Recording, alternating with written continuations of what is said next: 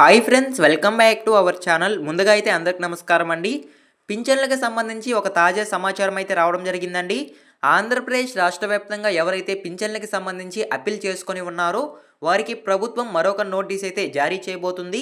ఈ నోటీస్ అందిన తర్వాత నెక్స్ట్ ప్రాసెస్ ఏ విధంగా ఉంటుంది, ఎవరికి పింఛన్లు రద్దు చేయబోతున్నారు, అదేవిధంగా ఎవరికి పింఛన్లు యథావిధిగా పంపిణీ చేయబోతున్నారు అనేటువంటి సమాచారం అయితే రావడం జరిగిందండి. సో దీని గురించి నేను వన్ బై వన్ అయితే మీకు తెలియజేస్తాను. వీడియోని ఎక్కడ స్కిప్ చేయకుండా చూడండి, అప్పుడే మీకు పూర్తి సమాచారం అందుతుంది. మన ఛానల్ ఎవరైనా ఫస్ట్ టైం చూస్తుంటే ఛానల్ చూసి కంటెంట్ నచ్చినట్లయితే సబ్స్క్రైబ్ చేసుకుని పక్కనే ఉన్న బెల్ ఐకాన్ ఆన్లో పెట్టుకోండి. సో ఇక లేట్ చేయకుండా డైరెక్ట్గా టాపిక్లోకి అయితే వెళ్ళిపోదామండి. సో ముందుగా చూసుకున్నట్లయితే పింఛన్ లబ్ధిదారులకు ప్రభుత్వం మరొకసారి నోటీస్ అనేది జారీ చేస్తున్నట్లయితే సమాచారం అండి. ఈ అక్టోబర్ నెలలో పింఛన్లు రకము, అదేవిధంగా పింఛన్లు మార్పు, పింఛన్ల రద్దుకు సంబంధించి ఎవరైతే అప్పీల్ చేసుకొని ఉన్నారో వారికి సంబంధించి మరొక నోటీస్ అనేది జారీ చేయబోతున్నట్లయితే సమాచారం అండి. ఈ నోటీస్నే రీఅసెస్మెంట్ నోటీస్ అయితే అనడం జరుగుతుందండి. నేరుగా వీటిని గ్రామ వార్డు సచివాలయం ద్వారా అయితే పంపిణీ చేయడం జరుగుతుందనేది సమాచారం అండి. సో ఓకేనా, మీకు అర్థమైంది అనుకుంటున్నాను. సో రీసెంట్గా ఆగస్ట్ నెలలో ఎవరైతే అప్పీల్ చేసుకొని ఉంటారో పింఛన్లకి సంబంధించి సో వారికి మాత్రమే ఈ నోటీసులు అనేవి రావడం జరుగుతుంది. సో అసలు రీఅసెస్మెంట్ నోటీస్ అంటే ఏమిటి, ఈ నోటీస్ అందిన తర్వాత నెక్స్ట్ ప్రాసెస్ ఏ విధంగా ఉంటుంది అనేటువంటి సమాచారం అయితే నేను మీకు తెలియజేస్తానండి. సో ముందుగా చూసుకున్నట్లయితే పింఛన్ లబ్ధిదారులకు రీఅసెస్మెంట్ నోటీస్ కనుక అందినట్లయితే ఆ నోటీస్లో తెలపబడిన హాస్పిటల్ అదేవిధంగా కేటాయించిన తేదీన మీరు వైద్య పరీక్షలు అనేవి చేసుకోవాల్సి ఉంటుందండి. సో మీకు ఎగ్జాంపుల్ చెప్పాలంటే మీరు ఏ హాస్పిటల్కి వెళ్ళాలి, ఏ తేదీన వెళ్ళాలి, ఎటువంటి డాక్యుమెంట్స్ తీసుకెళ్ళాలి అనేటువంటి పూర్తి సమాచారం అయితే ఆ నోటీస్లో అయితే ఉంటుంది. సో ఇవన్నీ తెలుపబడే నోటీస్నే రీఅసెస్మెంట్ నోటీస్ అయితే అనడం జరుగుతుందండి. ఈ విధంగా రీఅసెస్మెంట్ నోటీస్ అయితే గ్రామ వార్డు సచివాలయంకి రావడం జరుగుతుంది.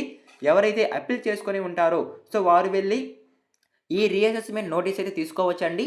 సో ఈ రీఅసెస్మెంట్ నోటీస్ అందిన తర్వాత ఏం చేయాలి అనే విషయానికి కనుక వచ్చినట్లయితే మీకు కనుక రీఅసెస్మెంట్ నోటీస్ కనుక అందినట్లయితే మీకు కేటాయించిన హాస్పిటల్కి వెళ్ళి రిక్వైర్డ్ డాక్యుమెంట్స్తో మీరు వైద్య పరీక్షలు అనేవి చేసుకోవాల్సి ఉంటుందండి. సో మీరు కొన్ని డాక్యుమెంట్స్ అనేవి కూడా తీసుకెళ్లాల్సి ఉంటుంది.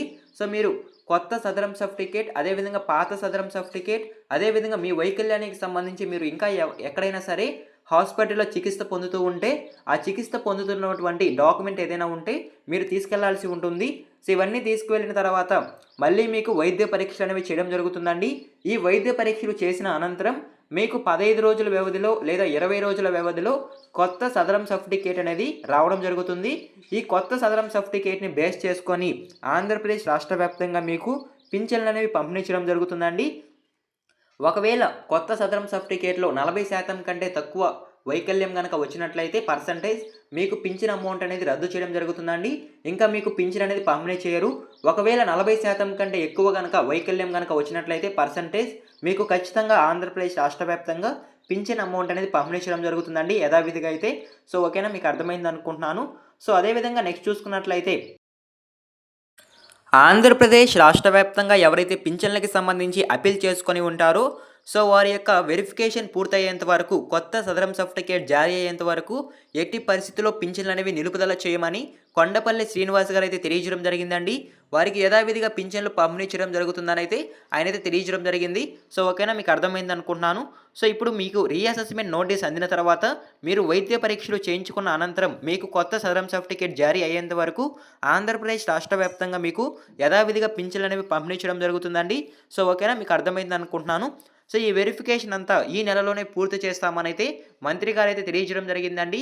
మనకి వచ్చిన సమాచారం మేరకు ఎవరైతే పింఛన్లు రద్దు, పింఛన్ల రకముకు సంబంధించి అప్పీల్ చేసుకొని ఉంటారో సో వారికి సంబంధించి ఈ అక్టోబర్ నెలలోనే వెరిఫికేషన్ పూర్తి చేసేలా ప్రభుత్వం చర్యలు తీసుకున్నట్లయితే సమాచారం అండి.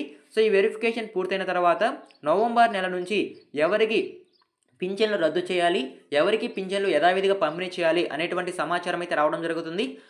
ఇవన్నీ అయితే నవంబర్ నెల నుంచి అమలయ్యే అవకాశం అయితే ఉంటుందండి.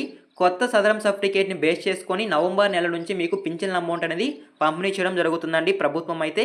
సో ఓకేనా, మీకు అర్థమైంది అనుకుంటున్నాను.